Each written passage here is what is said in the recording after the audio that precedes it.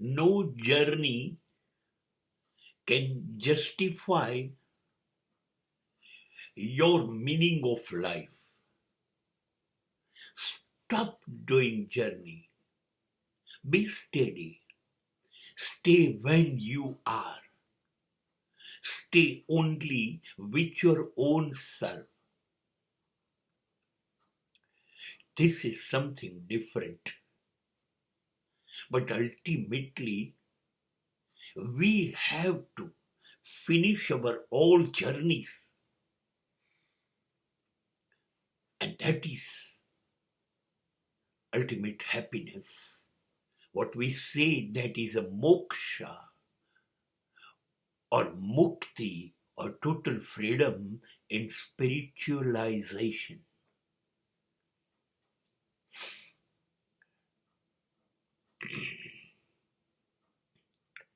જ્યારે લાઓ ત્સુએ એવું કહ્યું કે દોડનાર, ચાલનાર, સતત ભાગતો રહેનાર ગુમાવે છે,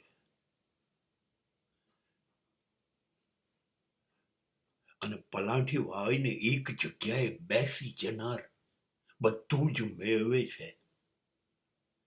એટલું બધું ચર્ચાસ્પદ બન્યું આ વિધાન, કારણ કે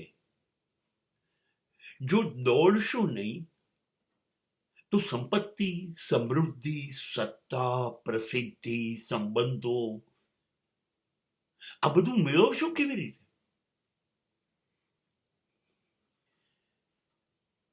જો લોકપ્રિય થવું છે, સત્તાધીશ થવું છે, સમૃદ્ધિવાન થવું છે વિશ્વમાં, આ તો કેટલો સતત દોડવો પડશે, 17, 18, 20 કલાક,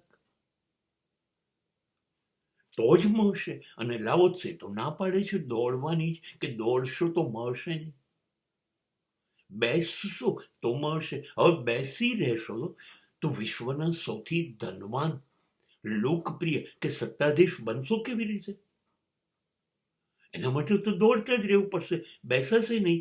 લાઓ ત્સે કોન્ટ્રોવર્શિયલ, વિરોધાભાસી છે કે નહીં, કે સર આ જિંદગી મળે છે એમાં બેસી રહીએ તો કશું મેળવી નહીં શકીએ, સતત દોડતા રહેવું પડશે. અને લાઓ ત્સુ સતત દોડવાની વિરુદ્ધમાં છે. સ્ટોપ યોર જર્ની, સ્થિરતા તરફ જાઓ. કશું મેળવવું નથી, કારણ મેળવેલું કશું તમારી સાથે રહેવાનું નથી. તમે એના માટે રહેવાના નથી, એની સાથે રહેવાના નથી. કે જિંદગી દોડી દોડીને મેળવી લીધેલી એક પણ વસ્તુ તમારી સાથે, તમારું શરીર અંત પામે પછી આવવાની નથી. તો દોડી દોડીને જીવન પર બધા શ્વાસ ખર્ચીને મેળવેલું અંતે તો ગુમાવવાનું જ છે. અને ત્યાં જઈશું જ્યાં આમાંનું કશું જોડે આવશે નહીં, ના સત્તા, ના લોકપ્રિયતા, ના સંબંધો, ના સંપત્તિ. then why to run? Why to run? જો ખબર જ છે કશું જ અર્થપૂર્ણ નથી, હા તો હું પહેલેથી જ ના સ્વીકારી લઉં કે કશું આવવાનું જ નથી મારા માટે, મારી સાથે, તો મારે એની જોડે દોડવાની જ ક્યાં જરૂર છે? Let me stop my journey. હા, પ્રવાસ શરૂ કરું હું, બહાર નહીં, અંદર, મારી અંદર એક અદ્ભુત હું છુપાયેલો છું, એને શોધ્યા કરું, એને સુધાર્યા કરું, અને હું એને શિવો હમ બનાવી દઉં. એ પ્રવાસ કરું બેઠા બેઠા. એના માટે પગલાં વગરનો પ્રવાસ કરવાનો છે, એમાં એક પણ ડગલું ચાલવાનું નથી. તમારે તમારી જોડે મુલાકાત કરવી હોય તો ચાલવાની ક્યાં જરૂર?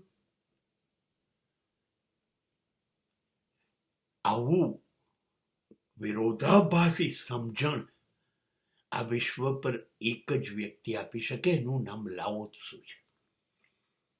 અને એણે એવું પણ અદ્ભુત ઇલસ્ટ્રેશન આપ્યું કે જુઓ, સમુદ્ર, દરિયો એ પોતાની જગ્યા છોડતો નથી. વિશાળ 70% પ્રમાણમાં પૃથ્વી સમુદ્રથી ઘેરાયેલી છે, છતાં પોતે પોતાની જગ્યા છોડતો નથી, સ્થિર એક જગ્યાએ થઈ ગયો છે. અને એટલે જ દુનિયાભરની બધી નદીઓ જ્યાં હોય છે ત્યાંથી જર્ની, પ્રવાસ, દોડધામ કરતી કરતી અંતે અંત ક્યાં પામે છે? એની બધી ગતિનો અંત ક્યાં, વિલીનીકરણ ક્યાં થાય છે? સમુદ્રમાં. ગમે તેટલું દોડો તો અંતે તો તમારે જે સ્થિર તત્વ છે એમાં જ પોતાની જાતને ઓગાળી દેવાની છે. નદીઓ જીવનભર હજારો કિલોમીટર દોડે છે અને એક પણ પગલું ન ચાલનારો સમુદ્ર બેઠા બેઠા બધી નદીઓને હેલો, કેમ છો કહે છે. ને બધી નદીઓ પ્રેમથી એમાં ઓગળી જાય છે. ગંગા પૃથ્વી પરની સૌથી મહાન નદી હોવા છતાંય સાગરને મળીને જ ગંગા સાગર બને છે.